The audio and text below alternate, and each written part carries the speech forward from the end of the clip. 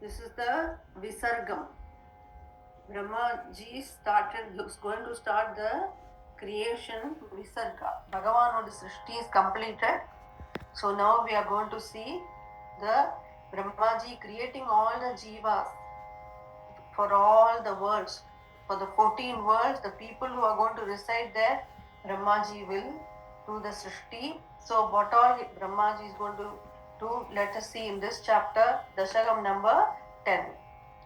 वैगुण्डवर्धितबलोद भवत्प्रसादादे अम्बोजयो निरसृजत् किल जीवदेहान् स्थास्नूनि भूरुहमयानि तथा तिरश्चां जातिर्मनुष्यनिवहान् अपि देववेदान् Vardhita Baloda Bhavat Prasada. Brahmaji has mental and physical strength by your grace. Bhavat Prasadat.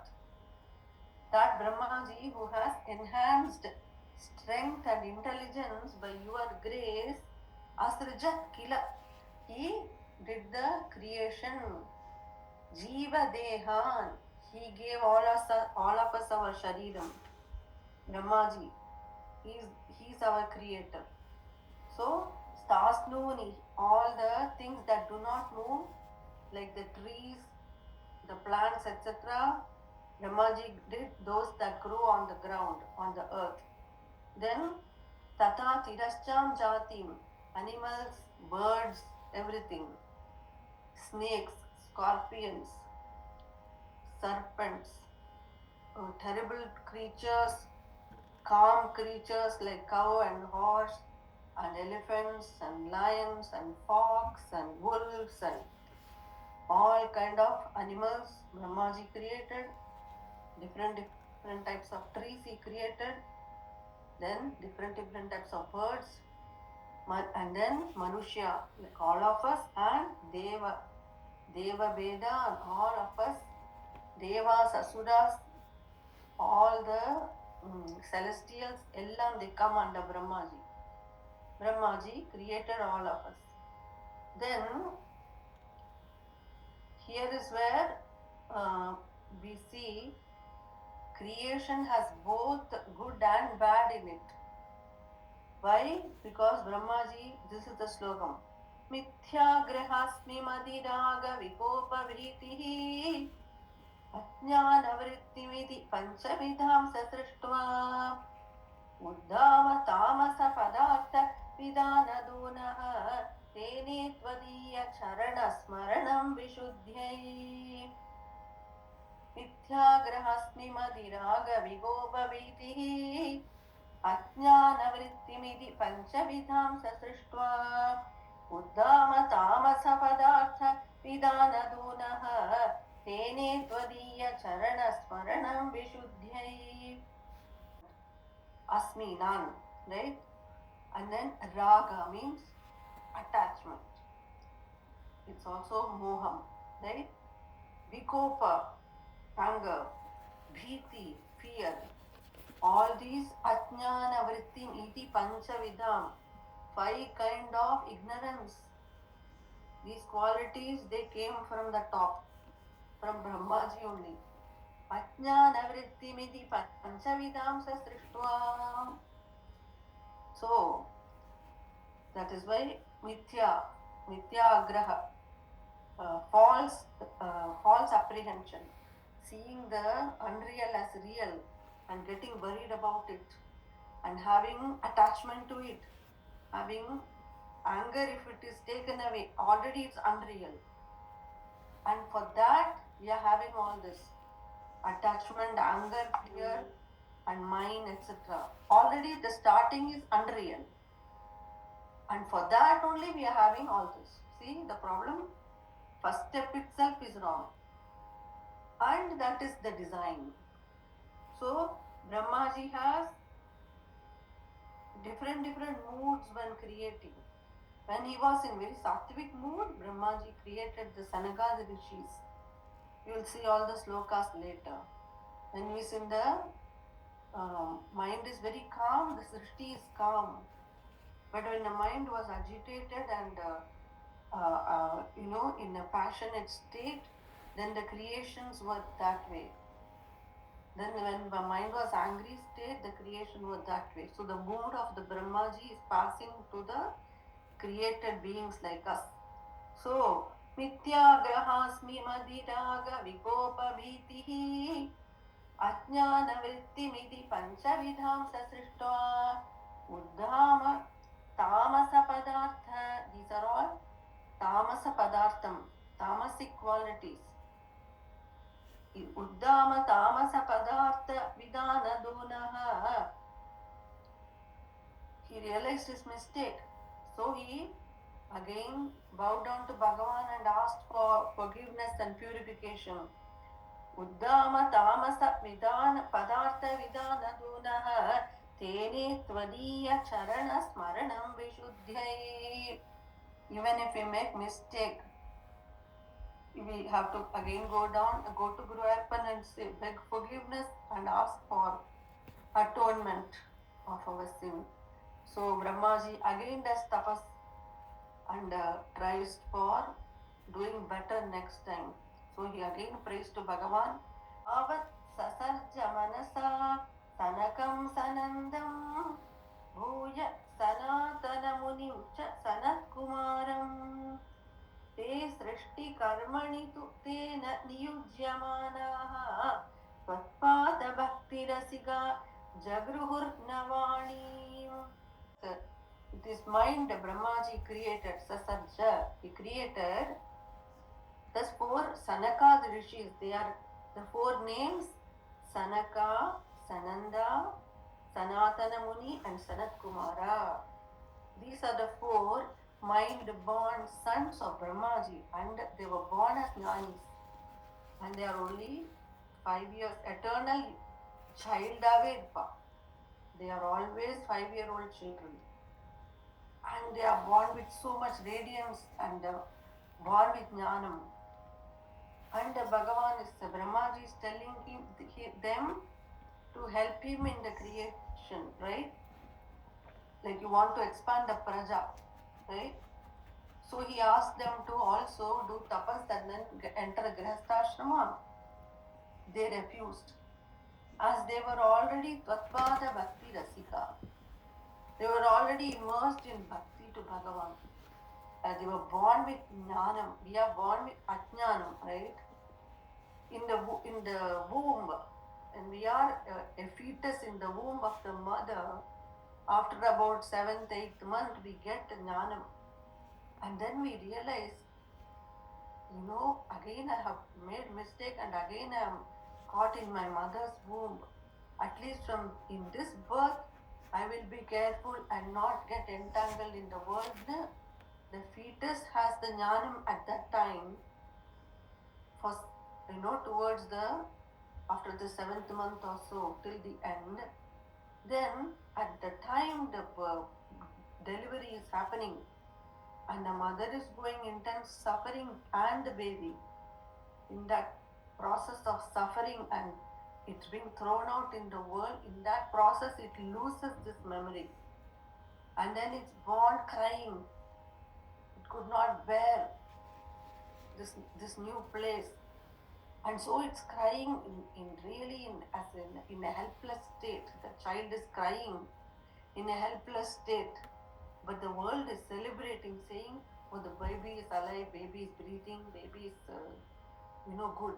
Like that we celebrate, but the baby is in a helpless state, and then it's remembering, it was in another dimension in the womb, etc., and having that knowledge, but it was erased, and now it doesn't know.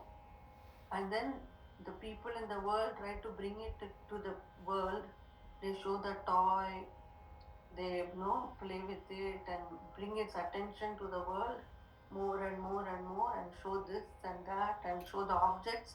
Then the baby gets attached to the world slowly like this, and then it now connects to the parents, and then childhood passes, then it becomes again when the youth stage is coming, it gets lost in the sense pleasures, and again it gets caught in the life chakra, and it dies at the end. again this happens. That is for us Ajnanis. But for Janaka Rishi, it never happened like that. After going this cycle for many births, finally one birth will come when we will realize no more. And then, even if we are born, we will be like Jada Bharat. We will be saying this world is Jada and I am Chaitanya. I am not getting entangled there.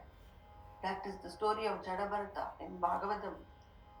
So they say this world is Jadavastu, inert, and I am the Chaitanya. I have nothing to do with it. So I am not getting caught. How he was, Jadabharata, right? Like that, Sanaka, the rishis are like that. They are born with this jnanam. Nothing. So when that radiant jnanam is there and say there is only one real vastu here, and that is only Guru Arpan. Everything else is fake. We don't want that. So with that drida jnana they are born. So they say, Appa, no, we are not going to get involved in Srishti. Actually, what is the dharma for the son? To listen to father? That dharma and all does not apply for the already they are jnanis. So they don't have to follow those samanya dharma. They are already jnana nele. So they said no. Brahmaji got angry. In that angry mood, next creation is coming. That's the slokam. So this is why Tatpada Bhakti Rasika Jagruhu Navani. That's why the first son to the father himself has said, no, Appa, I will not obey. Right? Our sons also do it, but it was Sanaka the Rishi because they are jnanis. So Brahmaji got anger.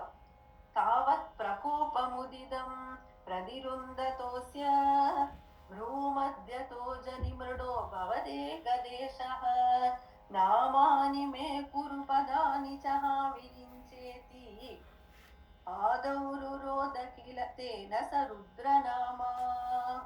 Then he suppressed the anger, and in that state the next creation is coming from the middle of the eyebrows. Bhrumadhyato ajani mrida.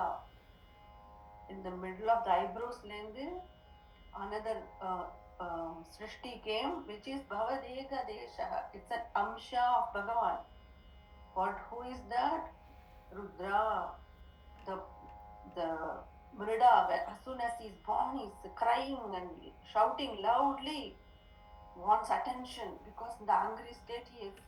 Namani, give me, what is my name? Where is my place?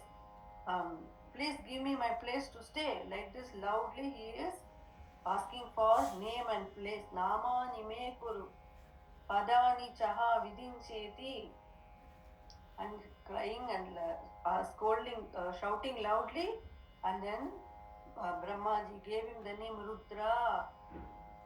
Adauru roda kila tena sa Rudra nama.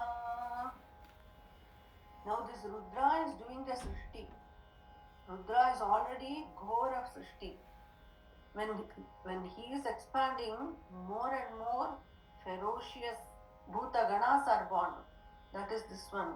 Ekadashahvayadaya cha vibhinna rupam Rudram vidaya daita vanitascha datva Tavandya datta cha padani bhavat pranunnaha Praha praja virachanaya cha sadaram tam.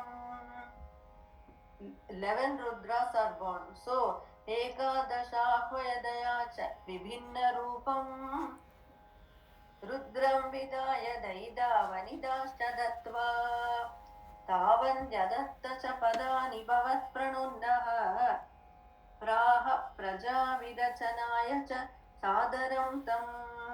So, 11 wives. Daita vanita cha tatva.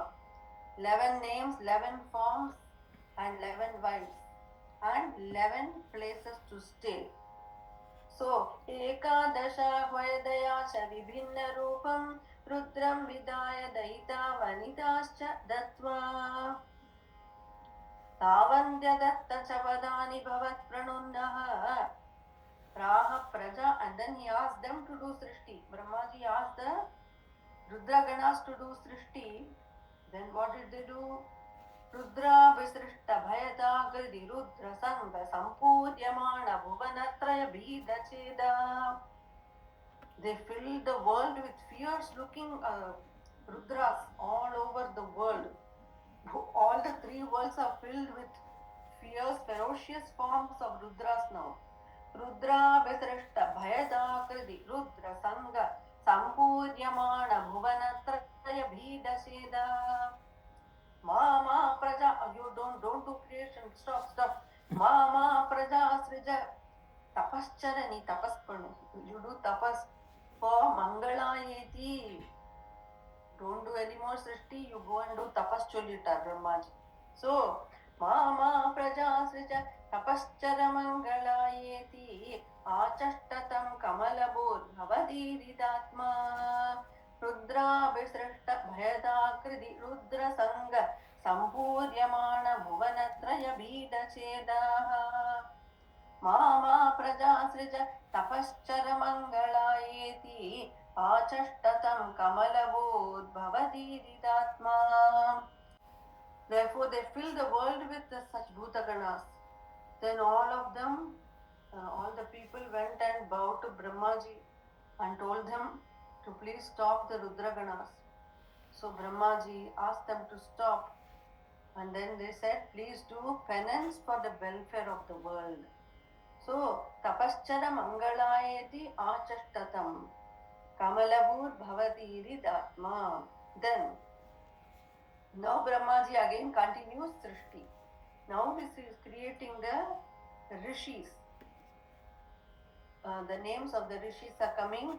Tasyada Sarga Rasikasya Marichi Ratrihi Marichi Atri Tatrangira Angiras Kratu Muni Kratu Pulaha Pulastyaha Angada Jayada. They were all born from the body of Brahmaji, all the rishis. Angad Ajayada, then Bhrigu, Bhriguscha, Vasishta Daksha, Vasishta Daksha, then Sri Naradascha, Narada. Narada is Bhagavan Bhavadamrita Saha, is the favorite of Guruvayurappan, is the Dasa of Bhagavan. Sri Naradascha Bhagavan Bhavadangrida Saha. Are born from the different body limbs of Brahmaji, and Narada Muni is born. Sri Naradascha Bhagavan Bhavadangrita Saha. Then he created Dharma Devatas and the Prajapatis. Dharmadigan Abhisrijannada Kardamam cha Vanim Vidhaya Vidirangaja Sangulo Bhut Tvatbodhidai Sanakadakshamukhaistanojaih Udbodhitascha Vidarama Tamo Vimunchan.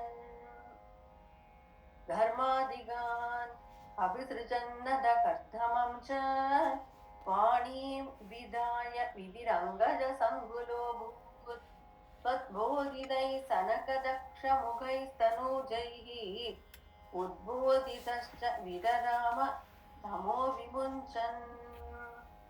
Are engaged in Srishti. Kashyapa Prajapati is there. He has the two wives, Diti and Aditi. And the Aditi is the mother of the Devas, Diti is the mother of the Asuras. So Kashyapa Prajapati, right? Like that, Kardama Prajapati. Kardama Prajapati is going to be married to Devahuti, and they will have Kapila Muni, and they will have 9 daughters. And these daughters will also expand creation. Like this, Prajapatina, they enter Grihastha and they multiply the species. So Brahmaji created all of them. Dharmadigan, Abhisrijan, Atha, Kardamamcha. Then he created Saraswati Mata. Vanim Vidhaya Vidir, Angaja Sangulo Bhut, as though Brahmaji himself had a Kamam to Mother Saraswati.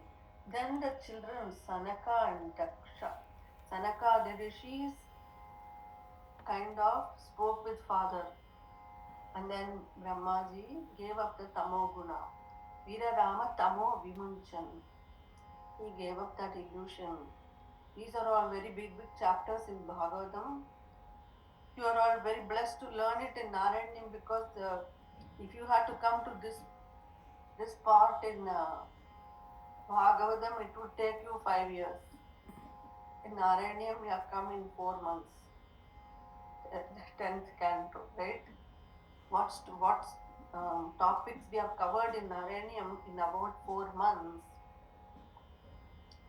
right? We will take 4 years in Bhagavatam.